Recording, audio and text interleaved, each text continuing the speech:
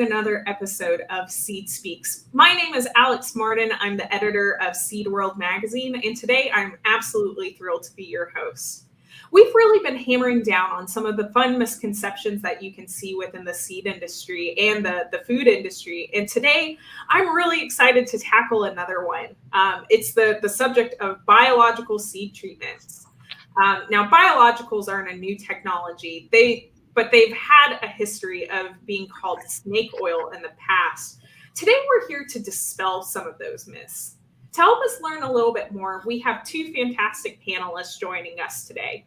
Holly Little, who is Director of Research and Development for Acadian Plant Health, and Vince Wertman, who is the Technical Sales Manager of North America for Agrauxine by Lesaffre North America.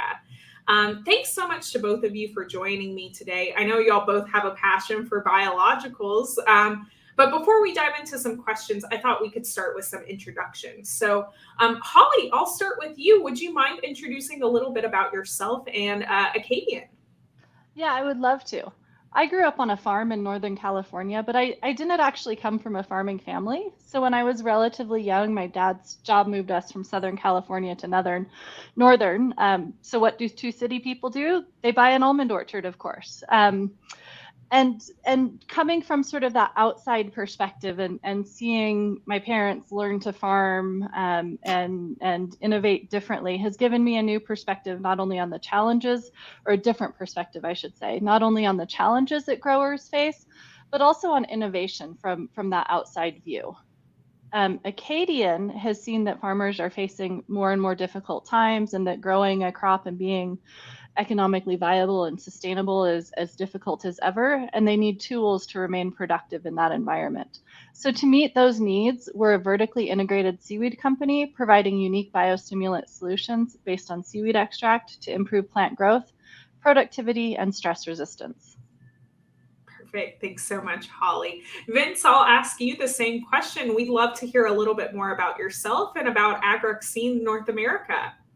Oh, thank you, Alex. I'm Vince Wertman. I was raised in Ohio, currently reside in Minnesota. So I'm an Ohio farm kid that moved to the frozen tundra of Minnesota to advance my career. I joined Agrauxine in 2006. I've been integrally involved in the marketing and production of biologicals since 2006. The industry has changed a lot in the last 15 years. Definitely excited to talk about that with you. Agrauxine North America, we're a producer of biological products, both alive and not alive. So that being said, there are some differences between those application methods and what we can actually do with those products. Perfect. Thank you so much. Let's go ahead and get started then with some questions now. Today, I thought it would be fun to start on a broader subject. And Holly, this first question I have today is for you. Why at one time were biologicals considered snake oil in the industry? I feel like we should just go ahead and get it out of the way and talk about it. Yeah, absolutely. So we don't like to say snake oils, but if we're going to be honest, that there has been that reputation. And I read a paper once, a published journal article, that reviewed all of the label claims that biostimulants make. And I think it relates to biologicals as a whole. Some of them are pretty unbelievable. Increased soil nutrient reserves, 3,000%, detoxifying heavy metals, cutting operational costs, increasing natural plant toxins. I don't know if that's supposed to be good or bad. But it's really easy to see from those claims that not only are they unbelievable, but they're not based in science. And so those relatively early claims on biostimulants and biologicals caused people to be skeptical, and rightfully so. And so that, coupled with variable performance or even poor performance, has given products a really bad reputation historically. Thankfully, the industry as a whole has moved past that. Yeah, perfect. To kind of elaborate on that, I have a question for both of you to kick off our second question. I'd love to hear some ways you've seen biologicals improve over the last few decades. I know you've both been really actively involved in the biological scene. So, what are some ways that you've seen biologicals improve? Holly, I might let you take the first word and just continue off of your thought, and Vince, I'll let you add on. Yeah, thanks. So it's been really great to see the advancement of biologicals have a place beside traditional crop protection products. I think this has been really driven by the need for innovation in crop protection. New tools work differently, they enhance productivity, and they can be more sustainable as well as we broaden those options that are available. The ability for biologicals to move to this level has really been achieved by a greater investment into them. Products have become more consistent, more reliable, and better performing, and reputable companies are investing into the science to prove they work. This has given credibility to the category as a whole, as well as help set expectations of other companies that might not be doing that yet. Yeah, perfect. Thanks so much, Holly. Vince, anything you'd like to add on to that? Yeah, I think one of the things I've seen over the last 30 years has been the most impressive in allowing biologicals to improve to the industry is really threefold. We think about compute power and our ability to map genomics and also advances in formulation. So the example I'll give is rhizobium inoculant. Most rhizobium inoculant in the 90s didn't have a lot of long shelf life on the seed. We were actually applying peat or dirt into planters. It was very inconvenient for growers to apply this product. It was hard on equipment, didn't want to singulate well, had very short life in the package. You think of the advancements we've had in our compute power, the ability to map genomics, the ability to increase our genetic specificity as far as when it comes to rhizobium products. And the advancements we've had there have greatly improved the efficacy of the products. In the early 2000s, the life on seed for rhizobium was limited just to a few days, and the products really had to be applied in the field to get maximum response. 20 years later, where we are today, we have products that can be pre-applied by seed companies for the growers to use. We have diverse genetics that are greatly improved over the last 20 years that do give a nice response in the field compared to those older genetics that we used 30 years ago. And also the biggest thing is the ease of application or the convenience for the grower. If a grower wants to access a biological, no longer does he have to take the time, get an axe handle out, and mix dirt in his planter. It comes already pre-applied in a ready-to-use solution in a seed bag. Perfect. Thanks so much. Vince, my next question actually, I think is a great way to kind of build off of some of the things that you were mentioning. I know in the past, one of the questions that has come up with biologicals is it can be hard to see whether or not your investment's working. We've mentioned that you mentioned that, some rhizobium products were low in terms of shelf life. So how can you see and tell whether or not your treatment is working in the field? With legumes, legumes have a much needed relationship with rhizobium. Rhizobium provide the host crop with nitrogen, and the host crop provides the bacteria with a place to live. How do we know specifically with the rhizobium, which is a biological product, or for example, soybean inoculant? How do we know that's actually working? Well, if the soybean has a tremendous need for nitrogen, 5.5 pounds grain and stover. So if we think about that need on a per acre basis, well over 300 pounds, if we don't have a relationship with rhizobium, say we inoculate the crop and it doesn't work for some reason, there's definitely going to be a crop response out there. We're going to have beans that look unthrifty. They're going to look chaotic, and the yields are greatly going to suffer. I've seen yield reductions where rhizobium products haven't been used in virgin situations, anywhere from 15 to 30 bushel decrease per acre. The difference between 15 bushel an acre versus 45 bushel an acre when the crop is well inoculated. So how do we determine if our biological is working? Well, it's pretty easy with some of the rhizobium products. We can actually dig up the plant. examine the root system, and actually find the host structure, the nodule on the root that contains the biological.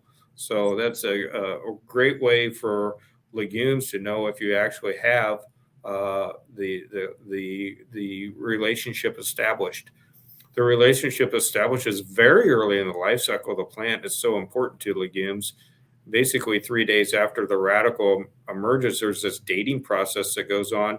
And within soybeans, by V2, V3, you can actually go out there and dig the plant out of the ground and see these nodule structures. So, how do we actually see if it's working in legumes? It's quite obvious.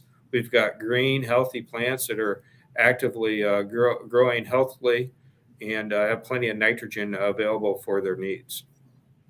Thanks so much, Vince. Holly, I know one of the other things I've heard just from talking to different biological treatment companies are that sometimes biological treatments aren't really the forethought for customers.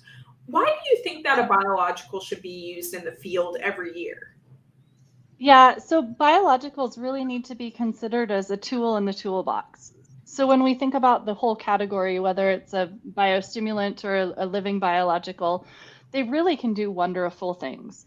They're available for many different purposes now, and as Vince just discussed, inoculants and what those can do are really truly have clear beneficial effects. But if a grower has a need for anything that a biological type of product can do, it should definitely be considered.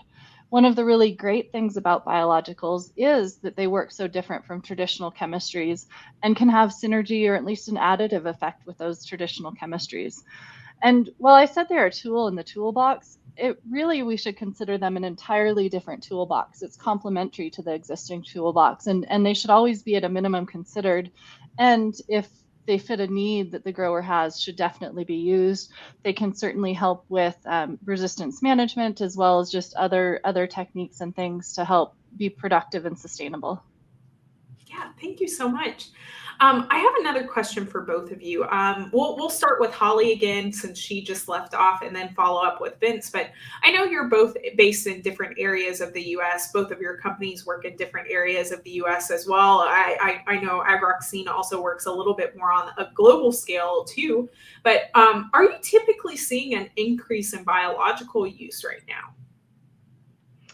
Yeah, so in California, many areas have traditionally had relatively high levels of adoption of biologicals, especially on high value crops and more progressive growers, which can be early adopters. And that's great, but it doesn't always mean widespread adoption.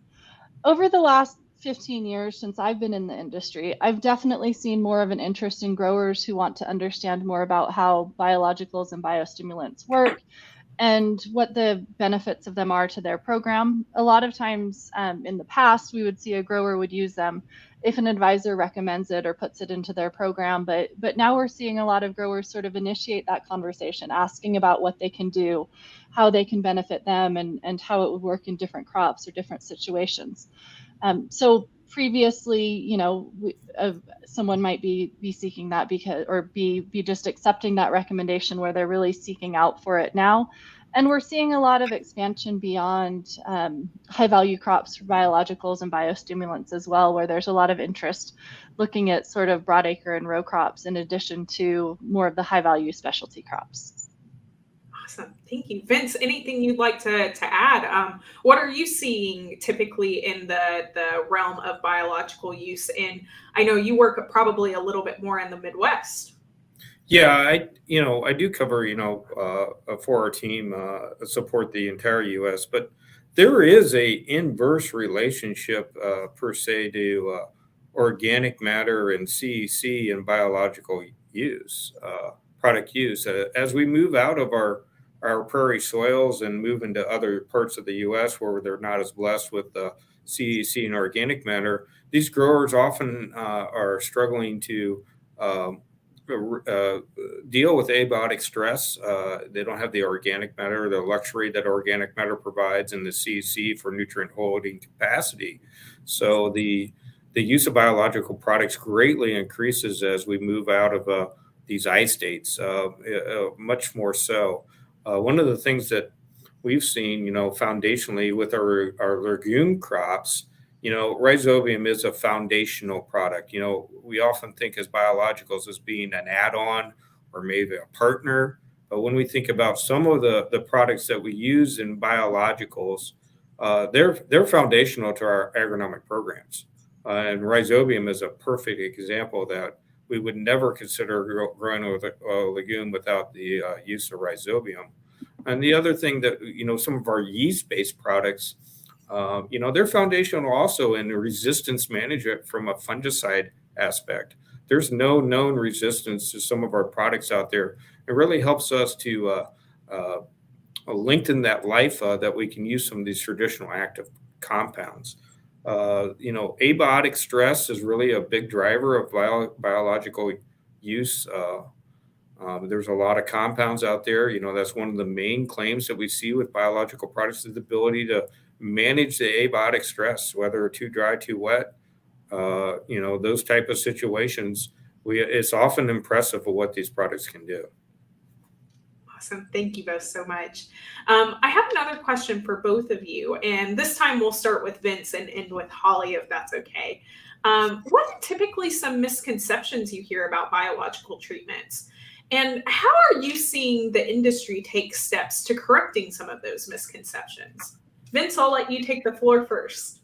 Well, one of the big misconceptions that I run into is, this term biological gets lumped into whether the product, it kind of is all encompassing for products. And I think for the grower to truly understand what he has to do or what to expect from a product, we got to know if we're talking is a biological product a living product or is a biorational or derived from a biology. The typical misconception is that I won't see season-long response. How many times have we heard in the industry, I have a product, I want you to put it on the seed. Can you put it in the seed drench? And oh, by the way, once the plant comes out of the ground, can we spray that a few times on top of the plant to get a continued response? One of the things with our live biological organisms, the ones that specifically are endophytic, that means lives inside the plant, they give you season-long response. So for example, if I were to apply rhizobium or another compound to the seed, what I apply to that seed is the least amount that will ever be there, which is opposite of our active chemistry, where if I apply seed treatment per se with active chemistry, what I'm putting on the seed is the most that will ever be there.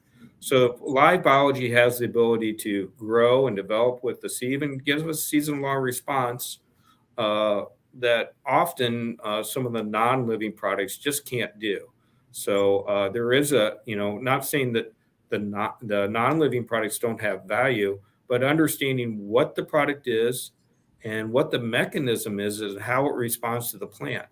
The other thing with live biological products is I would talk a lot about endophytic competence and also rhizospheric competence. Endophytic competence means its ability to live inside the plant. That's what we really want to look at when we are evaluating live products inside of Agrauxine. The other thing is we need the ability to compete aggressively in the rhizosphere. So the products that can't aggressively compete in the rhizosphere and be endophytic are just really not considered in the Agrauxine program as viable options for our customers. One of the other really nice things about those organisms that live inside the plant, we think about variability. We all want consistent response when we use a product. One of the biggest variabilities we have out there is as we place the seed in the soil, it really doesn't have a choice where it's placed, and that soil is variable from square meter to square meter across the field. With organisms that live inside the plant, we take out soil variability. So no longer do we have to worry about differences in C, pH, nutrient availability on a square meter basis because the organism is able to grow and develop inside the plant, which is relatively consistent no matter where we grow it. So if I grow corn in North Dakota or South Carolina or Texas and Minnesota, I'm still dealing basically with the same corn plant, not all the soil variability, which really in the bottom line helps us with the consistency performance of the product across the U.S. Thanks so much, Vince. Holly, I'd love to hear if you hear any other misconceptions about biological treatments as well, and how are you seeing the industry take steps to correct them? Absolutely. Yeah, there are a lot of misconceptions out there, and I want to focus on one today that's really surrounding that products are different.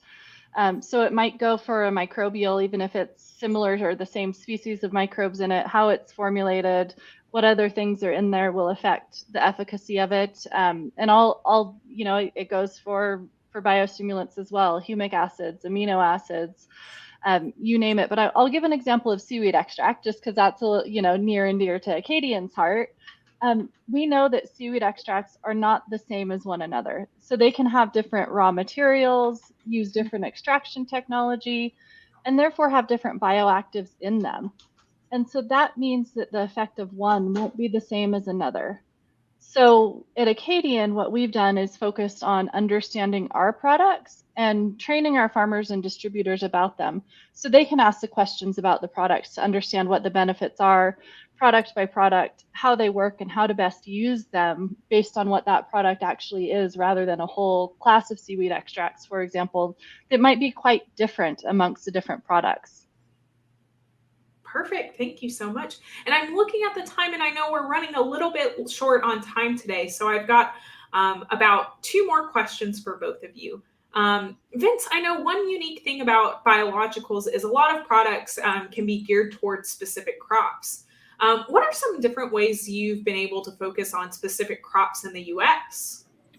Rhizobium is host specific, and that's one of the ways that we've really been able to identify. We know legumes need certain bacteria to form that relationship to take nitrogen out of the air and supply that. And that goes beyond legumes. So we've done extensive research with our other biological portfolio that's alive to make sure we're matching the host with the specific biological that's going to work best there. So with this idea of host specificity is very important to us. So we really tailor the product to the host crop.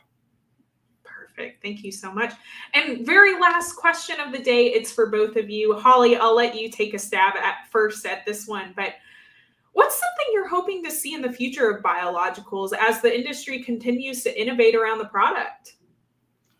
I really hope we're going to continue to see the growth of biologicals really based on science, sustainability, technical support, helping them to be more on par with traditional crop protection products. So meeting expectations from formulation, packaging, science, technical support, the entire spectrum. This is an area where we at Acadian has really focused on and are investing more and more into that moving forward. And we encourage others to do the same. We think that this will really bolster the industry as a whole. Perfect. Thank you so much, Holly. And Vince, I'll give you the final word today. What's something you're hoping to see in the future of biology? I really hope to see some clarity and definition and classification of biologicals. Our industry's done a great job, for example, the FRAC table used with fungicides to understand what it exactly is and how it works. That hasn't been applied to biologicals. And I'll just challenge everyone with this idea. I can guarantee you 100% that every corn farmer will be using a biological this season.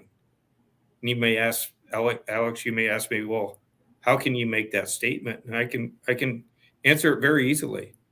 Doesn't every corn farmer plant seed to be a corn farmer? Is seed not a biological? So this idea of classification and clarity, I think, will really help in reducing this idea that these products are snake oil. These products are reality. And I think that the clarity and definition and education we can do throughout the industry will only further that. Awesome. Thank you so much, Holly and Vince, for joining me today. I know I've learned something. I hope everyone in the audience was able to learn something to take something home to chat with their family about tonight. Just a reminder, if you like this topic, make sure to tune in next week at noon Central, where Mark Sinkowitz is going to talk about what's really causing food prices to rise this year? It's going to be a really interesting topic, and I'm excited to listen myself. So we'll see you all next week. Thanks, everyone.